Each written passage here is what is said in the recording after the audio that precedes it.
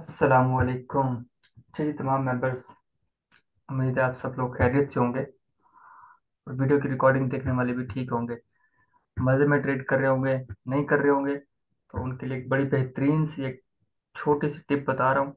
उम्मीद है कि उनको समझ आ जाएगी और वो अपने आप को इम्प्रूव कर लेंगे। इम्प्रूवमेंट के लिए ज़रूरी है कि उस पर अमल दरामद भी किया जाए।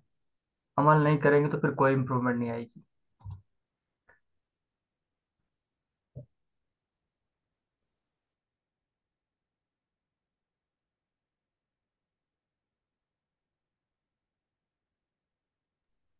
आज का हमारा टॉपिक जो है वो है what is accuracy in trading. Accuracy in trading क्या होती है, इसको आप हर बंदा अपने अंदाज में डिफरेंट बयान करता है कि ये एक्यूरेसी है जी 100%, 200%, 50%, 10%।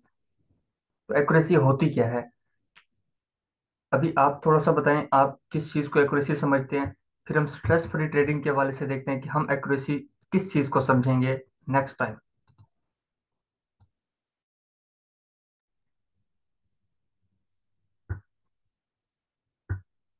जी बता सकते हैं आप एक्यूरेसी किस चीज़ को समझते हैं, क्या कहते हैं कि एक्यूरेसी क्या होती है ट्रेडिंग में। सर मैं कुछ बोलूँ सर। जी। एक्यूरेसी सर, जैसे प्रॉपर ट्रेडिंग प्लान से अगर आप अपने ट्रेड लगा रहे हैं तो नंबर ऑफ ट्रेड कितने आपके सही जा रहे हैं वो एक्यूरेसी कहलाता है।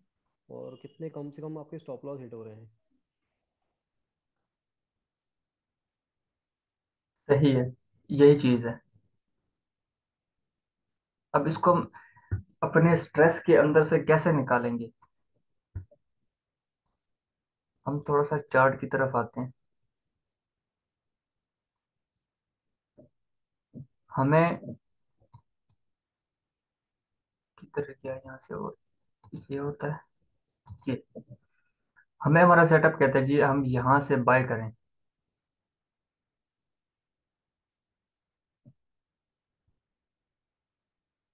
हमें सेटअप कहता है जी इस जगह से हम बाय करें और उसका स्टॉप लॉस रखें जी इतना, और टीपी करें इतना। इस तरह की हमने 100 ट्रेड्स विन कर लें तो हमारी एक्यूरेसी क्या होगी।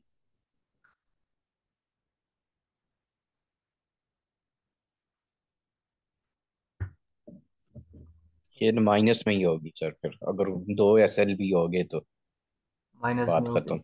क्योंकि हम रिस्क रिवार्ड रेशियो को फॉलो नहीं कर रहे इधर। बिल्कुल।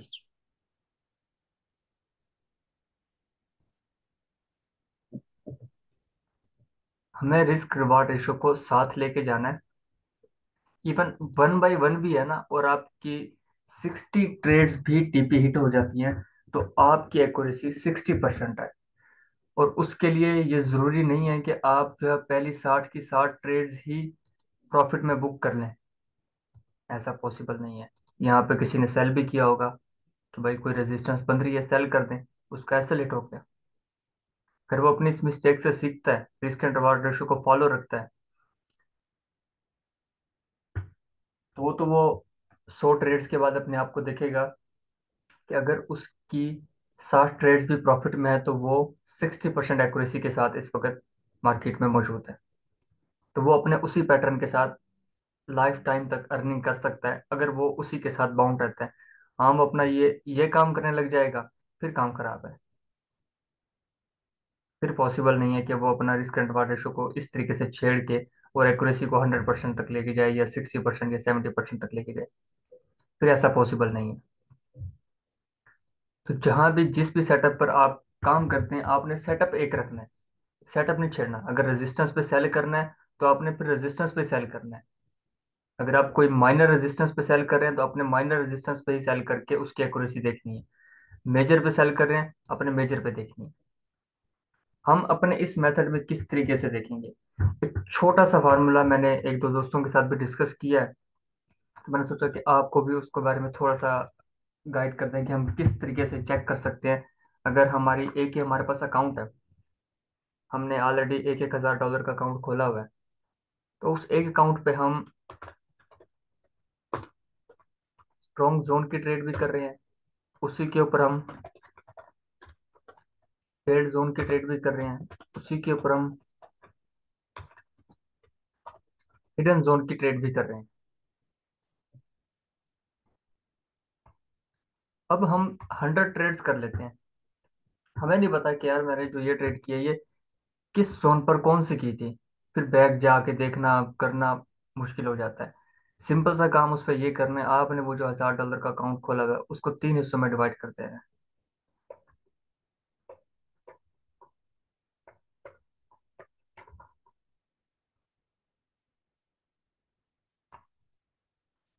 3 अकाउंट, उनके नाम भी यही हो, 300 300 300 उनमें लगा हुआ हो। अब जिस वक्त आप ट्रेड कर रहे हैं स्ट्रॉन्ग जोन देख के ट्रेड कर रहे हैं, जो कि हम टॉप और बॉटम पे करते हैं, तो आपने स्ट्रॉन्ग जोन वाले जो आपने अकाउंट बनाया है उसके ऊपर जाकर ट्रेड करनी है, वो वहां ओपन करनी है। अकाउंट ओपन क्लोज करने में कोई बहुत बड़ी मुश्किल नहीं आती, वो 1 मिनट से पहले हो जाता है। अगर आप कहीं मिड के लेवल्स में मौजूद हैं वहां पर देख रहे जी अब मैं यहाँ पर क्या करूँ, कि ये मिड का लेवल है तो यहाँ पर मैंने ट्रेड करनी है, यहाँ कुछ फेल्ड जोन पे मैं ट्रेड कर रहा हूँ। क्योंकि बेसिकली हम अभी जो प्लानिंग हमने डिसाइड की है, हमने देखना है कि टाइम फ्रेम कौन सा होगा जिसके ऊपर जोन मैंने मार्क करके ट्रेड करनी है। वैसे तो एनालिसिस में हर टाइम फ्रेम में करूंगा, लेकिन मुझे H4 देखना है कि H4 में मेरा कौन सा एरिया बनेगा जहां पर मैं सेल बाय या जो भी अपनी कंफर्मेशन देखनी है वो देखूंगा। या मैंने H1 का टाइम फ्रेम रखना है, H1 का टाइम फ्रेम देखा उसके अकॉर्डिंग जोन मार्क किया, H1 में ये जोन बनता है, ये बनता है, ये बनता है, इधर ये बनता है। इस तरीके से जो आपके जोन हो उन जोन का फिर आपने वेट करना है। उन जोन पे आके फिर हम फेल्ड ट्रेड कर रहे हैं, फेल्ड देख के H1 में फेल्ड बनता है जी, हाँ जी यहाँ पर ये इनगल्फिंग सेल था, यहाँ पर फेल्ड हुआ, उसने एक कन्फर्मेशन दी है। तो अब मैं ये जो ट्रेड करूंगा यहाँ पर इसके अंदर फिर मैंने जाहिर कन्फर्मेशन तो M1 M5 में आके देखनी ही देखनी है। तो ये जो मेरी ट्रेड होगी ये फेल्ड जोन की ट्रेड होगी। तो इस ट्रेड की लिमिट लगानी है, इस ट्रेड को डायरेक्ट ट्रेड करना है, वो मैंने फेल्ड जोन पे करना है। फिर इसके बाद अगर मैं इस फेल्ड के साथ हिडन को ऐड कर रहा हूँ, कि हिडन भी मैं ऐड कर रहा हूँ इसके अंदर और ये हिडन पे ट्रेड बन रही है, तो वो फेल्ड प्लस हिडन की जो ट्रेड होगी वो आपकी हिडन की ट्रेड बन जाएगी। उसको आप हिडन का नाम दें, क्योंकि उसमें आपने हिडन लगा दिया है। अकेली हिडन कर रहे हैं तब भी हिडन, अकेला फेल्ड है तो अकेला फेल्ड, फेल्ड और हिडन को मिक्स कर दिया तो हिडन पे रखते हैं। वो जैसे आपने कॉम्बिनेशन बना के चलना है 3 चीजों का। इस कॉम्बिनेशन में आपने हर पेयर के सॉरी हर पेयर कहता हूँ, हर सेटअप के ऊपर आपने जो ट्रेड्स करनी है वो 100 करनी है। 100 ट्रेड्स करने के बाद जब 100 ट्रेड्स हो जाएंगी तो आपकी एक्यूरेसी आपके सामने आएगी। आपकी एक्यूरेसी आएगी, सेटअप की एक्यूरेसी नहीं आएगी। जो भी सेटअप इस वक्त दुनिया में बड़े बड़े लोगों ने इजाद किए हैं बनाए हैं, तो उनकी कोई कारीगरी है उसके अंदर, और सेटअप हमेशा 100% ही होता है, वो हमेशा 100% है। उसके ऊपर काम करने वाले की एक्यूरेसी होती है, सेटअप का इसके अंदर कोई कसूर नहीं होता। काम करने वाले का उसके अंदर कसूर आ जाता है, वो 2 4 6 10 12 20 100 ऐसा हिट करवा बैठता है। तो ये काम जो है इस तरीके से अगर आप इसको लेके चलते हैं, आप अपने अकाउंट्स को सेपरेट रखें, जो आपने डेमो अकाउंट या जो भी चीज़ आपने बनाई हुई है प्रैक्टिस करने के लिए, उसको आपने इस तरीके से मैनेज करना है। तो आपके 100 ट्रेड्स के बाद आपका रिजल्ट आपके सामने होगा कि आप कितने परसेंट इस वक्त एक्यूरेसी में अवेलेबल है। और अगर आपको लगता है कि आपकी एक्यूरेसी 70% से ऊपर निकल गई है, आपके 100 में से 70 टीपी हिट हो रहे हैं, रिस्क रिवार्ड रेशो को नहीं भूलना, उसको फॉलो करते हुए। इसका जो फार्मूला होगा रिस्क एंड रिवार्ड रेशो का, कि आप 70 ट्रेड्स या इतनी ट्रेड्स किस लॉट के हिसाब से ले रहे हैं और किस एक्यूरेसी के हिसाब से ले रहे हैं, उसका एक चार्ट मेरे पास है, वो मैं आपके ग्रुप में शेयर कर दूंगा, उसको फिर आप लोग देख लीजिएगा। उसका किस तरीके से जो है वो पूरा बैलेंस निकलता है, कि आप किस लॉट के साथ किस कितने पिप्स के साथ या कितने मार्जिन के साथ ट्रेड करते हैं, तो वो क्या आपका उसके अंदर रेशो निकलेगी, तो आपके सामने आ जाएगी। तो ये फार्मूला 3 4 लोगों को बताया है, वो इस वक्त काम कर रहे हैं। और इवन मैंने खुद भी इसको बनाया हुआ है, मैं भी जब कभी इधर उधर कोई ट्राई करने की कोशिश करता हूँ तो इस तरह के अकाउंट्स बने हुए हैं उनके ऊपर ट्राई करता हूँ। तो ये एक छोटा सा पैटर्न है। इसके अंदर आप लोग कुछ ऐड करवाना चाहते हैं तो वो भी ऐड करवाएं, ताकि और लोग जो इस वीडियो को देखेंगे उनको भी कोई चीज़ें समझ में आए कि इसके अंदर क्या चीज़ें हम और ऐड करके इसको यहाँ पर क्लोज कर सकते हैं। उसके बाद हम अपने दूसरे टॉपिक की तरफ चलेंगे आज।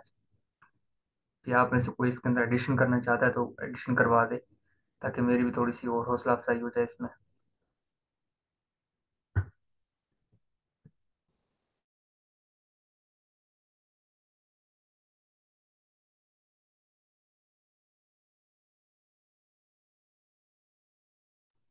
कोई बता दो, कोई चीज़ इसके अंदर ऐड करनी हो यार। अगर ठीक है ये चीज़ तो फिर हम इसको यहीं पे क्लोज करते हैं, कुछ चीज़ें और डिस्कस कर लेते हैं इसके बाद। आई थिंक सर ये बेस्ट है। अब इसमें क्या और चीज ऐड हो? नहीं वो चीज़ें, मुझे तो यहीं तक चीज़ समझ आई है। अभी 2-4 दिन पहले इसको मैंने थोड़ा सा प्लान किया था, तो अकाउंट्स अपने बना लिए थे, उन दोस्तों के भी बनवा दिए थे कि आपने ये काम इस तरीके से करना है। तो अभी रिस्क रिवार्ड रेशो वाला फार्मूला भी मुझे याद आ गया, वो भी उनको भी नहीं दिया, उनको भी दूंगा, साथ आप लोगों के साथ भी वो शेयर कर दूंगा। सर अब मेरे ख्याल में अब आगे ही चलें। शायद भाई जी। बेहतरीन है।